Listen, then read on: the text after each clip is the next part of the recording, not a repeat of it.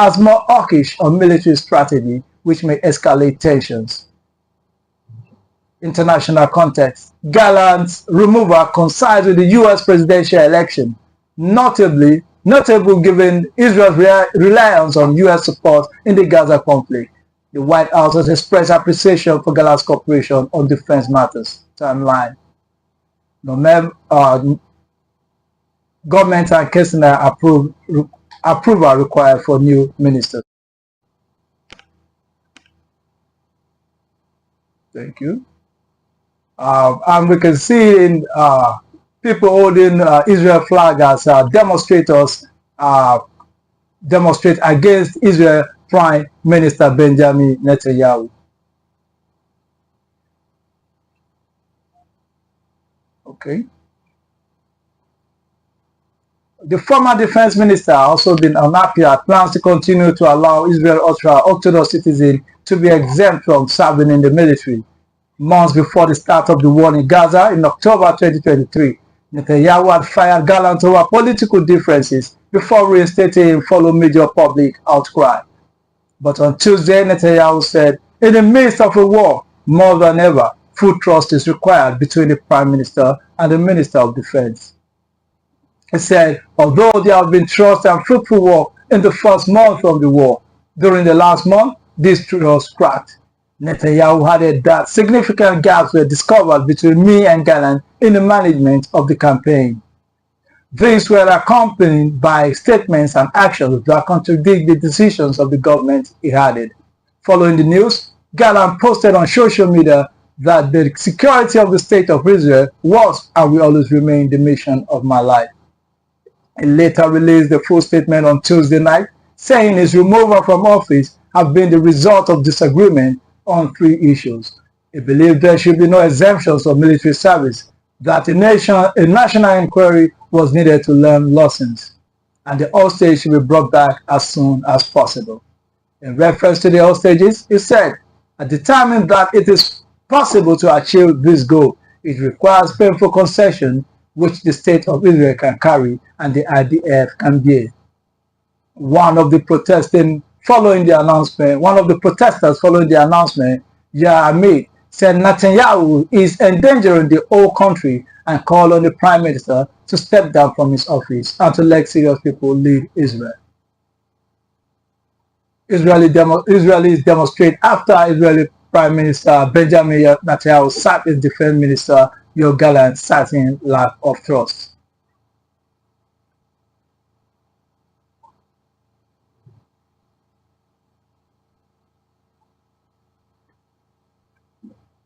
Right. Thank you. In May this year, Gallant voiced open frustration at the government failure to address the question of a post-war plan for Gaza. Gallant wanted Netanyahu to declare publicly that Israel has no plan to take over civilian and military rule in Gaza. It was a rare public show of division within Israel's war cabinet over the direction of the military campaign. Since October, I have been raising this issue consistently in the cabinet, Gallant said, and have received no response. Netanyahu responded by saying that he was not ready to exchange Hamas stand for Fatah stand, in reference to rival Palestine group Hamas and Fatah. Responding to Gallant's removal on Tuesday night, members of Israeli political opposition parties called for protests from the public. Gallant's dismissal also takes place on the day of the presidential election in the U.S. Israeli key backer in its war in Gaza, a timing noted by several Israeli media outlets. Gallant was viewed as having a much better relationship with the White House than Netanyahu. A representative of the White House National Security Council said on Tuesday, Minister Gallant has been an important partner on all matters related to the defense of Israel. As close partners, we will continue to work collaboratively with Israel's Minister of Defense. Observers note that Gallant's removal also comes at a time where Netanyahu is under pressure by far-right politicians to pass a bill which will have continued to allow Israel's ultra-Orthodox citizens to be exempted from serving in the military. Gallant has been a high-profile opponent of the bill. Now, the Middle East. Iran's Supreme Leader Ayatollah Ali Khamenei Khamenei speaks during a meeting with students in Tehran on 2nd November 2024. Iran's supreme leader says enemy will receive crushing response. The threat comes a week after Israel attacked Iran, raising fears that retaliation will escalate to war.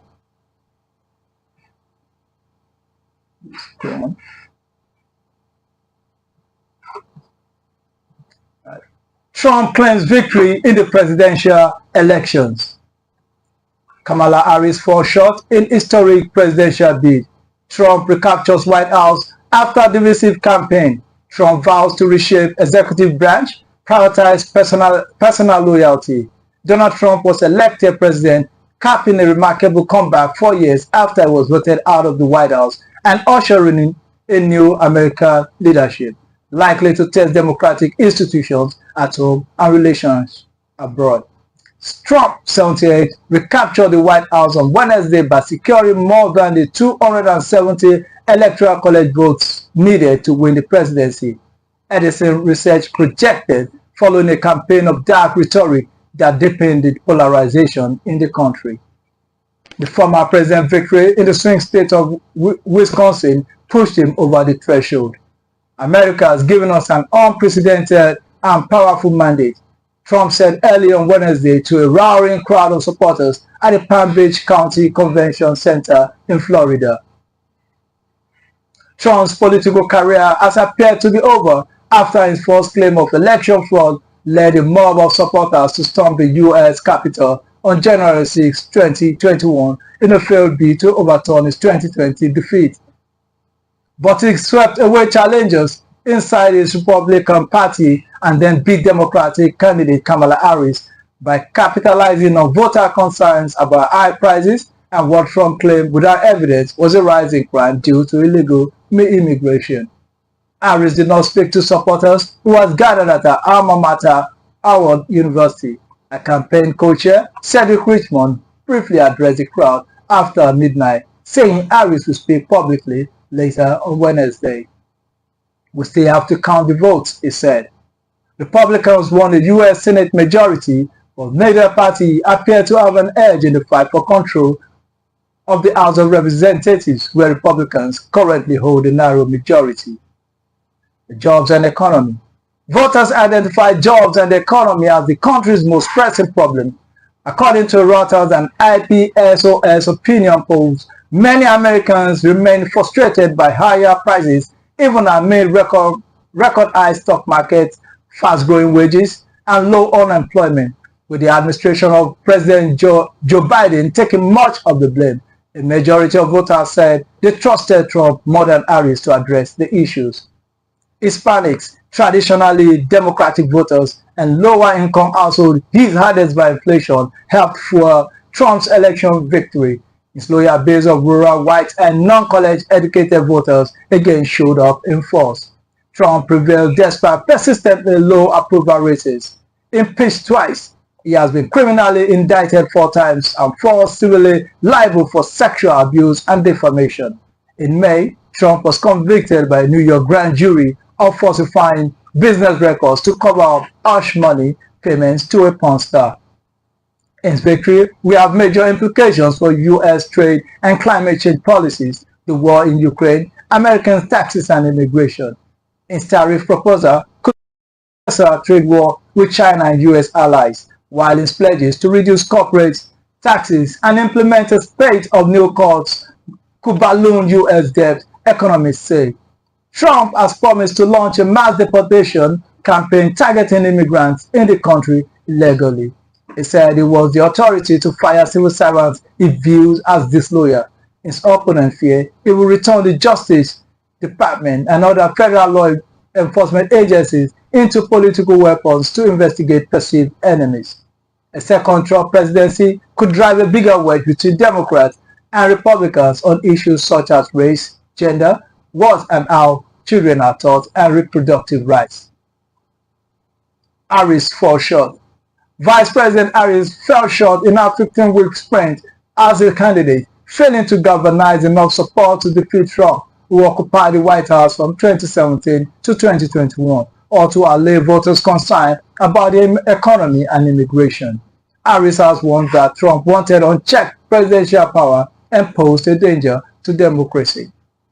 Nearly three-quarters of voters said American democracy is under threat, according to Edison Research exit poll, underscoring the polarization in a nation where divisions have only grown starker following a fiercely competitive race. Trump ran a campaign characterized by apocalyptic language. He called the United States a garbage can for immigrants, pledged to save the economy from obliteration, and cast some rival as the enemy within. His diatribes were often aimed at migrants, who we said were poisoning the blood of the country, or Harris, whom we frequently derided as unintelligent. Despite legal woes and controversies, Trump is the only second former president to win a second term after leaving the White House.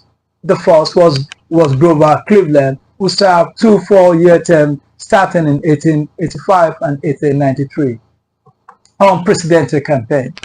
In May, Trump was convicted by a New York jury of falsifying business records to cover up hush money payments to a porn star.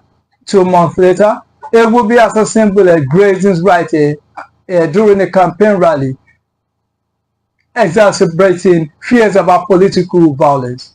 Another assassination attempt was thwarted in September at his Florida golf course. Trump blamed both attempts on what he claimed was the heated rhetoric of Democrats, including Harris. Barely 8 days after the July shooting, Biden, 81, dropped out of the race, finally bowing 2 weeks of pressure from his fellow Democrats after a poor performance during his debate with Trump called into question and his mental acuity and viability of his re-election bid.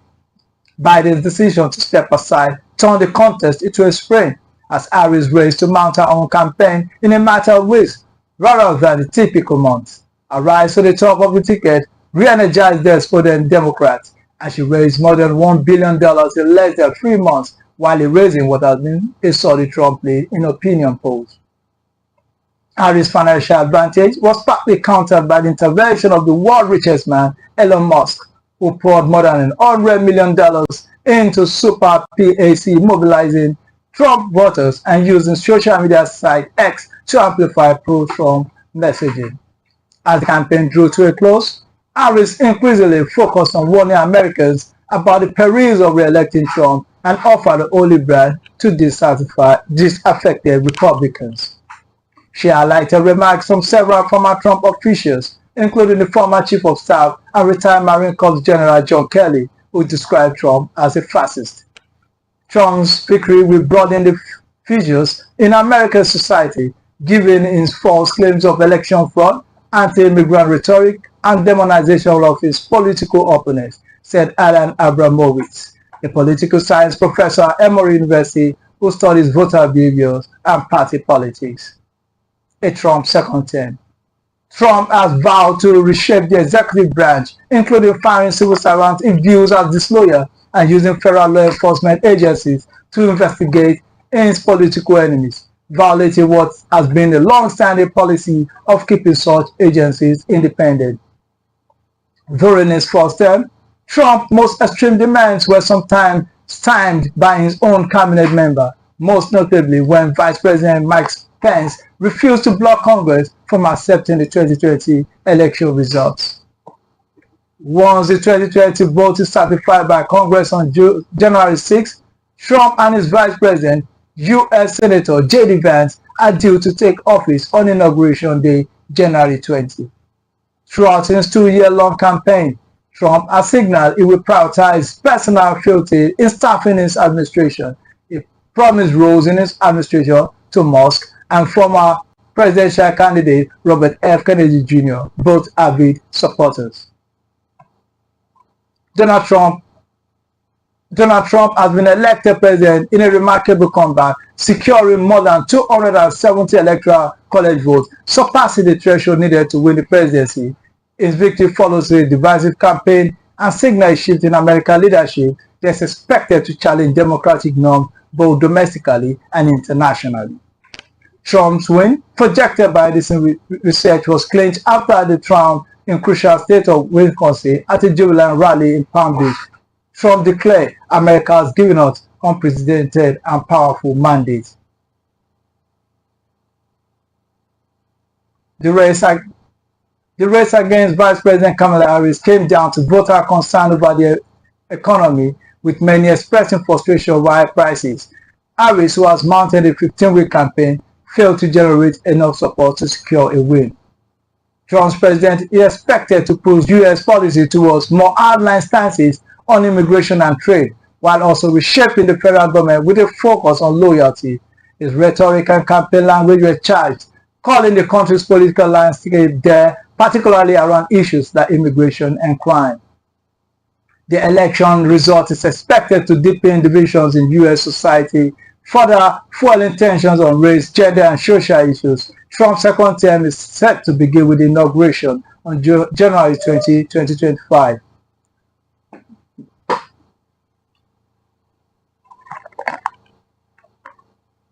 Yes. With a return to the White House on the horizon, analysts and world leaders are bracing for the impact of his foreign policy decisions, many of which remain undefined but expected to follow the America First framework that characterized his first term. His approach promises to reshape U.S. relationship with NATO allies, Israel, and China, leaving much of the international community on edge. Ukraine war, a defining challenge. Trump's handling of Russia's war in Ukraine is likely to set the tone for his second term. While he has claimed he could quickly end the conflict, critics argue that his past comments suggested Ukraine may have to cede territory, alienate key allies, and disrupt NATO's unified stance on the war. Ukrainian President Volodymyr Zelensky has cautiously welcomed Trump's re-election while reiterating his country's stand against territorial concessions.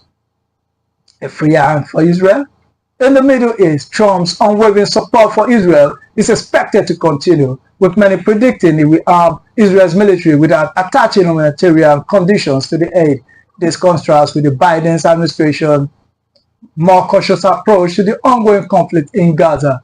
However, Trump's close ties to Israel Prime Minister Benjamin Netanyahu could result in an accelerated confrontation with Iran, a key regional adversary. China in the crosshair. Trump has also pledged to adopt an even other stance on China, with plans to escalate tariffs on Chinese goods, which could provoke economic repercussions globally. His admiration for Chinese President Xi Jinping's iron fist governance remained at odds with installed rhetorics on trade, adding to the uncertainty surrounding U.S.-China relationship in his second term. Loyalists expected in key roles. Another area of concern is how Trump is constructing his national security team. During his previous term, seasoned Republicans often acted as a check on his more impulsive instinct.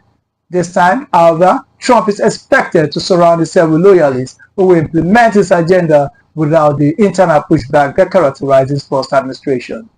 With the world already grappling with multiple crises, Trump's foreign policy is set to face intense scrutiny as he prepares to step back into the Oval Office in January. Whether his bold promises translate into concrete actions remains to be seen, but one thing is certain, the global stage is watching. Trump's foreign policies face a world on fire as he prepares for second term. With Donald Trump poised to return to the White House, questions loom over how his foreign policy will shape a world in crisis. On the campaign trail, Trump made bold claims, including that he could end Russia's war in Ukraine within 24 hours and that Israel's very survival was at risk if he lost. He also pledged to impose sweeping new tariffs on Chinese goods. Now, having claimed victory, Trump is set to take office in January, and both allies and adversaries are anxious, waiting to see if he will follow through on his numerous foreign policy threats and promises. Though Trump has provided a few detailed foreign policy plans, his supporters point to his strong personality and peace through strength philosophy, claiming this will stabilize global conflict. Republicans argue that President Joe Biden's administration, marked by what they see as weakness, has allowed international crisis to escalate, a charge rejected by Democrats. A return to unpredictability. Trump's first term from 2017 to 2021 was characterized by a protectionist America First agenda, including threat to withdraw from NATO and a trade war with China. He also held high-profile, though ultimately unsuccessful, summits with North Korea and facilitated a peace agreement between Israel and several Arab states. However, Trump's erratic style left many U.S. allies, particularly in Europe, unsettled. The European Council of Foreign Relations recently allied the concern that a second term could revive tensions within the European Union and other traditional U.S. partners. Europeans are still licking their wounds from Trump's first term, the Council wrote, pointing to his antagonistic approach towards the EU and Germany. Stay tuned, we are taking a commercial break. Don't change the channel, we'll be right back with more exciting updates on Super Media Television.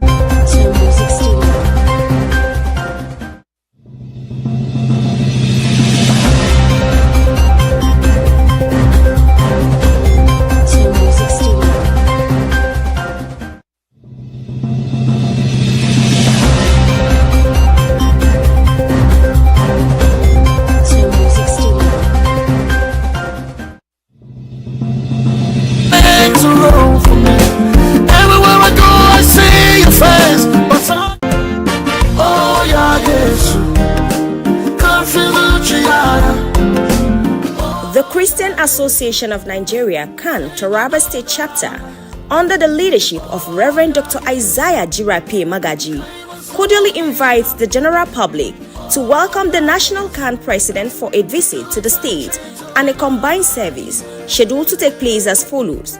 Date, 8 November 2024. Time, 3 p.m. prompt. Venue, CAN Secretariat along FGGC Road, Jalingo, Taraba State. Special guest of honor, His Excellency Dr. Agbuke First, the Executive Governor of Taraba State. Come, let's welcome and fellowship together with this great man of God. Announcer, Planning Committee. The Provost, College of Education, Zinc, Taraba State, Professor Ejika Sambu, FIMC, CMC, on behalf of the management, staff and entire students of the college, cordially invites the general public to the combined convocation ceremony of her 1994 to 2023 set of graduates. Special guest of honor, His Excellency Dr. Agbuke First, Executive Governor of Taraba State, which is scheduled to take place as follows.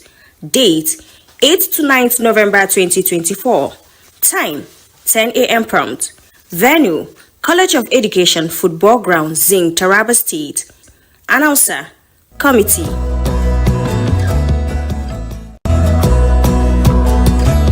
The Provost, College of Education, Zinc, Taraba State, Professor Ejika Sambu, FIMC, CMC, on behalf of the management, staff and entire students of the college, cordially invites the general public to the combined convocation ceremony of her 1994 to 2023 set of graduates. Special guest of honor, His Excellency Dr. Agbuke First, Executive Governor of Taraba State, which is scheduled to take place as follows. Date, 8 to 9th November 2024. Time, 10 a.m. prompt. Venue, College of Education Football Ground, Zinc, Taraba State. Announcer, Committee.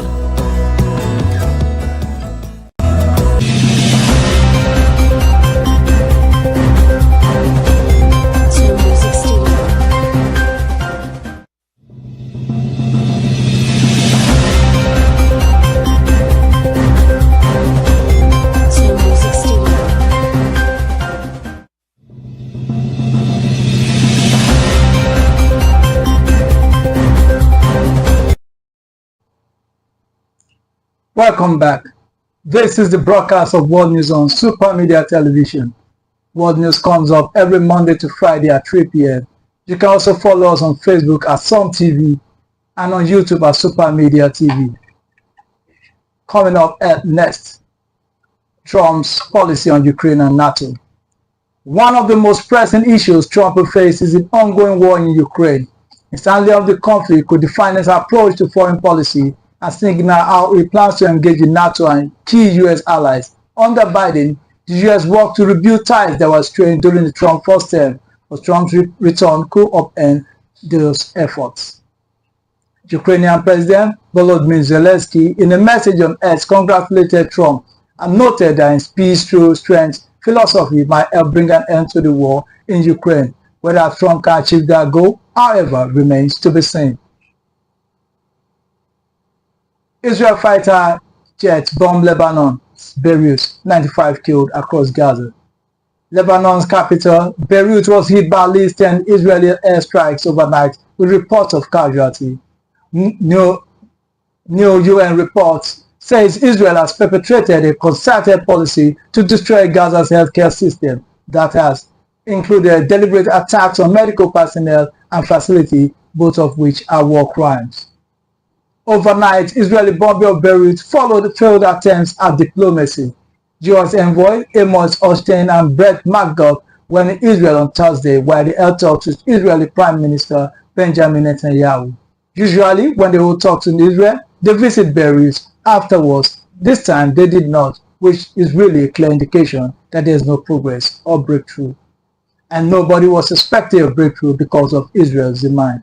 Netanyahu made it very, very clear yesterday that any deal needed to be enforced by Israel's security, that any deal needs to be enforced for Israel's security.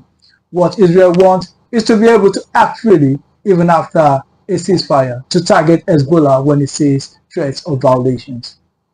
That is being interpreted here as a deal of surrender, and this is something that Hezbollah is not accepting, neither is the Lebanese state. So, a failed attempt at diplomacy and strikes are resumed in Beirut's southern suburb. 124 killed as Sudanese paramilitary group attacks village, doctors and activists say. At least 124 people were killed in attacks by Sudanese paramilitary group, the Rapid Support Forces (RSF), on the village south of Sudan's capital, Khartoum, on Friday. Activists and doctors say, which, if confirmed, marks one of the deadliest incidents in civil war that showed no sign of abating. The RSF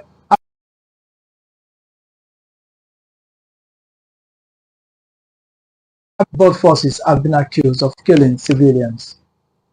The incident followed the defection of the RSF commander in Al Jazeera, the region where the massacre allegedly took place. Since then, RSF attacks have escalated, reports say.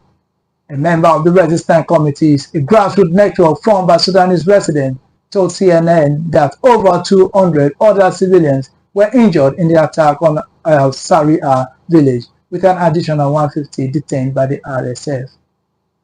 The true number of victims may be significantly higher, the activists say, citing difficulties in documentations due to communication barriers. The activists requested anonymity on safety ground. The RSF militia has confiscated all Starlink devices, the only means of communication available to civilians, they said. The activists also noted that more than 30 villages in the eastern Al Jazeera region has been abandoned as residents flee retaliatory militia. The Sudan Doctors Network has also reported on mass killings in the same village, saying that RSF forces committed a massacre against civilians at Al Saria, resulting in 124 deaths, numerous injuries, and the replacement of hundreds in attacks on Friday. Russian strike on Ukrainian hospital used to treat soldiers kills at least 5. Russia struck a major Ukrainian hospital used to treat injured soldiers, killing at least 5 people, Ukrainian officials said. Ukrainian President Volodymyr Zelensky called the Mechnikov Hospital in the southern central city of Dnipro one of the country's most important. Before the war, it treated up to 40,000 patients a year. 5 people, including a child, were killed in the strikes overnight, said Cyril Liasak, head of Dnipro Regional Military Administration, posted on his official Telegram. The strike comes just days after Russia's President Vladimir Putin faced calls from world leaders attending the BRICS summit in Kazan, Russia, to end the war in Ukraine. Zelensky made a pointed reference to this week's summit in a statement posted on social media, saying that after everything said in Kazan, Russian murderers have resumed their usual business. This proves once again that aggression cannot be stopped by words alone, but only by decisive action. In defense of the states and the people against whom this war is waged, the Ukrainian leader added. Angered over BRICS veto, Venezuela recalls ambassador to Brazil.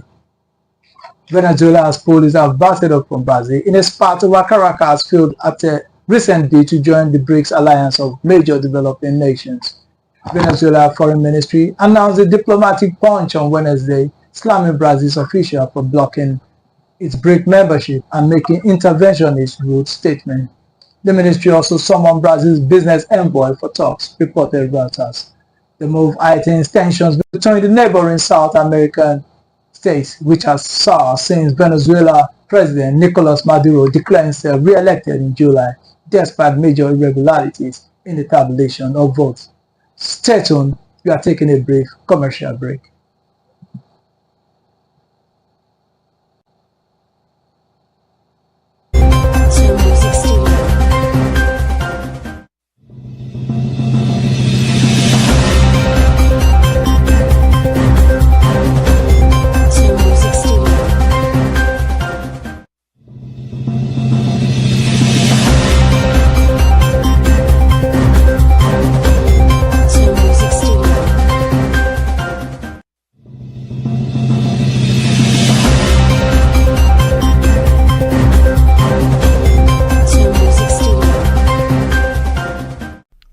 Are you a businessman or woman? Do you need loan to grow your business? At TARABA Business Development Center, we offer both business and personal loan with flexible repayment plan. We are located in different parts of Taraba State. Jalingo branch, opposite Civil Service Commission, 183 Amarua Way, 090-3134-4333. Zing branch, Zenith Bank agent beside College of Education, Zing, 070-3125-2559. Yembu branch, Usi Plaza, Yembu Sardauna State, 080-8978-2725. ATC branch, Zenith Bank agents, Taraba State University shops, ATC Audokola Local Government, 090-7850-2712. Other centers to take up soon. This initiative is supported by Zenith Bank, Globus Bank, Wema Bank, and Guarantee Trust Bank. Super Cash.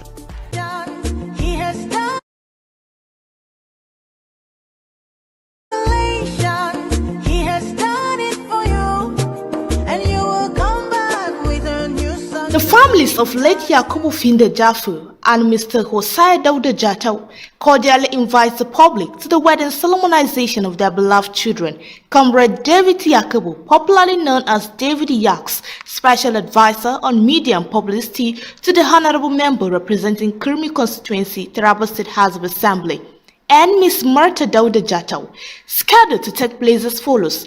Date 9th November 2024. Venue Dunamis Church, Mayadasa, Jalingo, Taraba State. Reception follows immediately at Jolinyamin Stadium Open Field. Announcer Grum's family.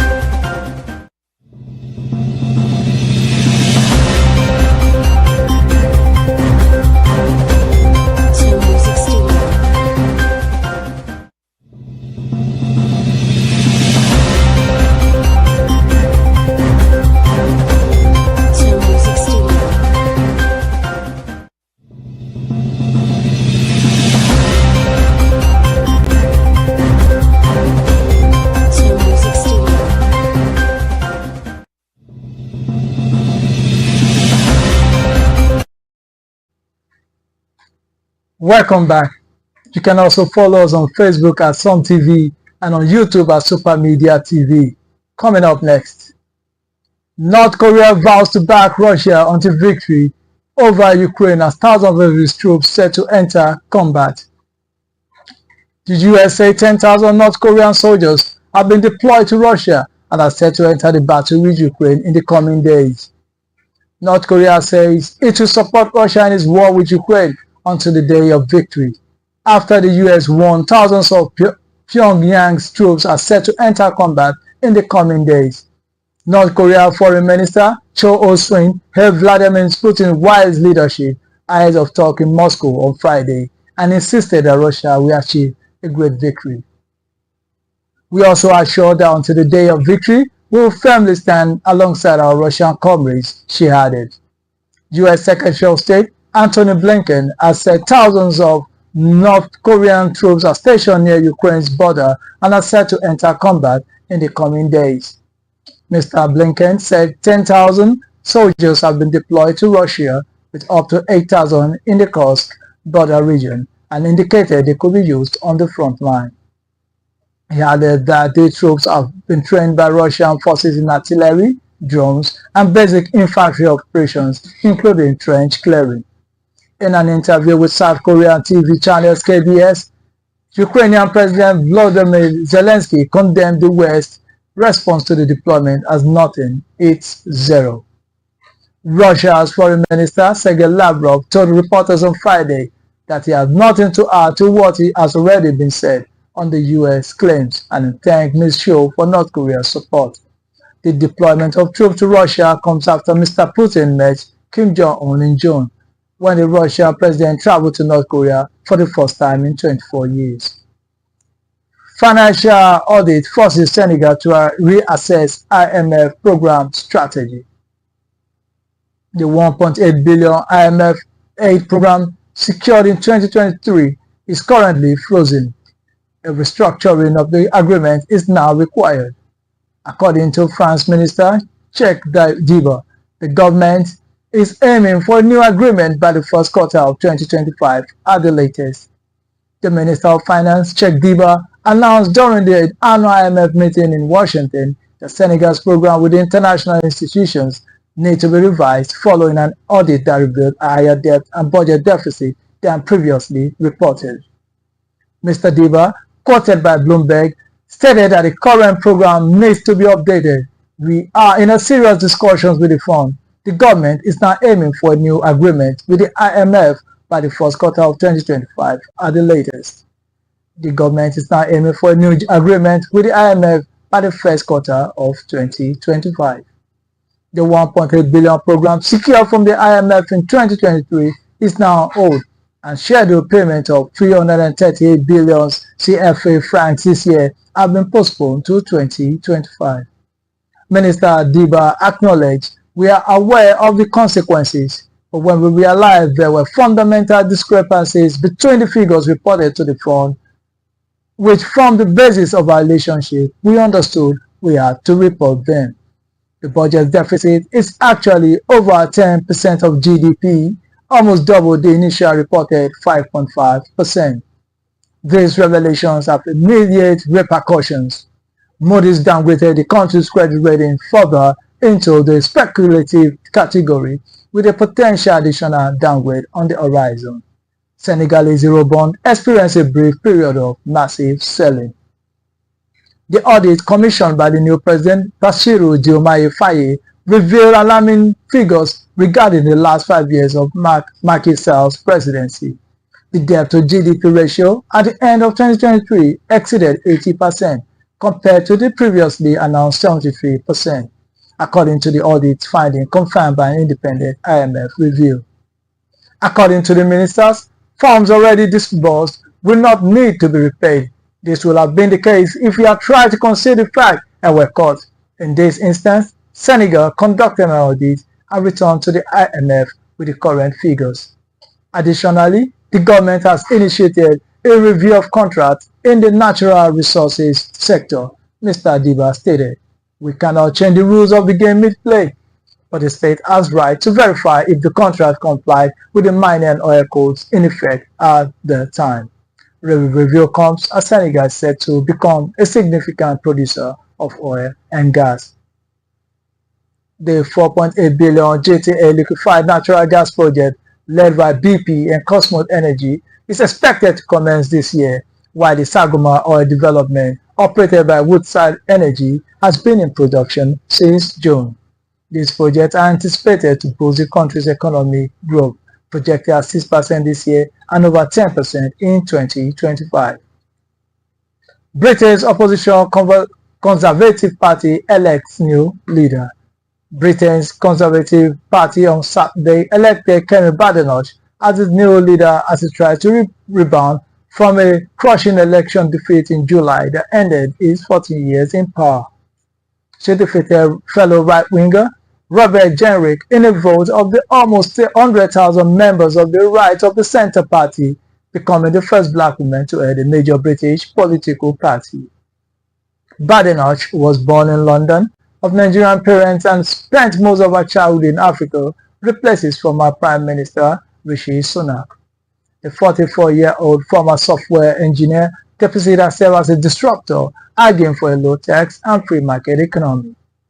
As a says Tory leader, in less than 9 years, she faces the challenge of uniting the party and has pledged to lead it through a period of renewal. Badenoch said her first responsibility was to hold Sir Keir Starmer's Labour government to account. Our second is no less important.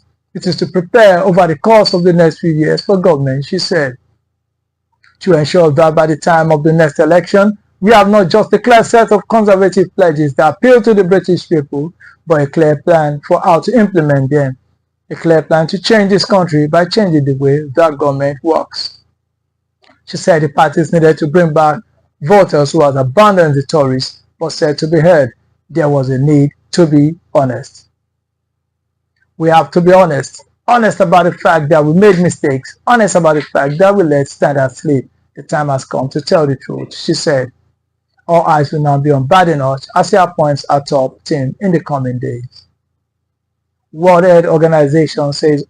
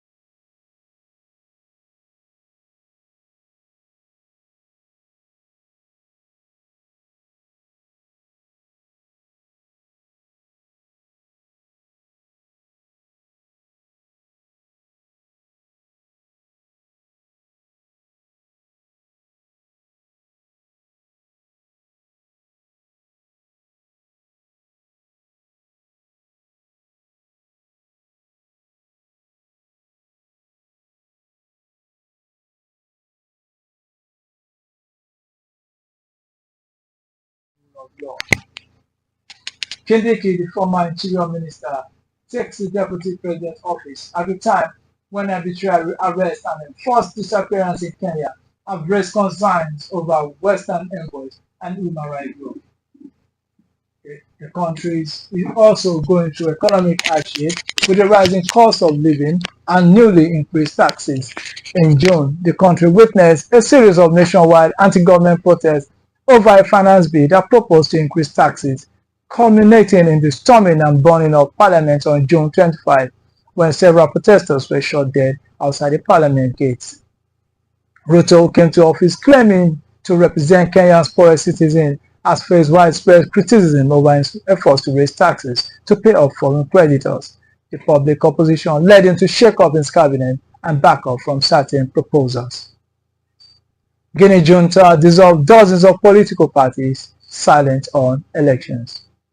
Guinea authorities dissolved dozens of political parties and placed two major opposition ones under observation late Monday, while the transitional government has yet to announce a date for elections. The West African country has been led by a military regime since soldiers ousted President Alpha Conde in 2021. The West African regional bloc known as ECOWAS has pushed for return to civilian rule and elections are scheduled for 2025. The mass dissolution of 53 political parties and required observation of 54 others for 3 months is unprecedented in Guinea, which had its first democratic election in 2010 after decades of authoritarian rule. The Ministry of Territorial Administration and Decentralization announced the moves based on an evaluation of all political parties began in June. The evaluation was meant to clean up the political chessboard, according to the ministry.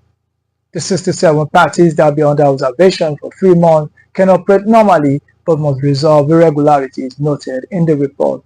Those parties include the Rally of the Guinea People, which is the party of former President Alpha Conde, and another major opposition party, the Union of Democratic Forces of Guinea. The authorities said the parties placed under observation failed to hold their party congress within the time limit and to provide bank statements, among other issues. Guinea is one of the growing number of West African countries, including Mali, Niger, and Burkina Faso, where military has taken power and delayed the return to civilian rule. Earlier this year, the military junta in Burkina Faso extended its transition term by 5 years. Colonel Mamadi Doumbouya, who leads Guinea, overran the president 3 years ago, saying he was preventing the country from slipping into chaos and chastised the previous government for broken promises. However, since coming to power, he has been criticized by some for being no better than his predecessor. In February, the military leader dissolved the government without explanation, saying a new one will be appointed. Angry crowd boo and threw eggs at Spanish king as he visited flood-hit Valencia. Angry residents booed and threw eggs at Spain's King Felipe and Queen Letizia as they visited the Valencia region, where more than 200 people have died in devastating floods. The kings faced chants of murderer as he visited hard-hit Porta just outside the Valencia city, along with Prime Minister Pedro Sanchez and Regional Governor Carlos Mazon, where local accused authorities of a lax response to the disaster. After they posed for a photo, the crowd began hurling insults at the king, Mazon, and Sanchez. The crowd surged forward as security opened umbrellas to try and protect them from projectiles. Comforted by one resident, Felipe remained calm and lowered his umbrella to listen to him as police struggled to control those gathered. Queen Letizia also spoke with furious residents and seemed visibly shaking, holding her head in her hands. The royal family's social media channel released video in the aftermath of the protest, showing the king and the queen embracing distraught residents. One man fell weeping into the king's arms, and in another shot, the king is seen hugging two crying women.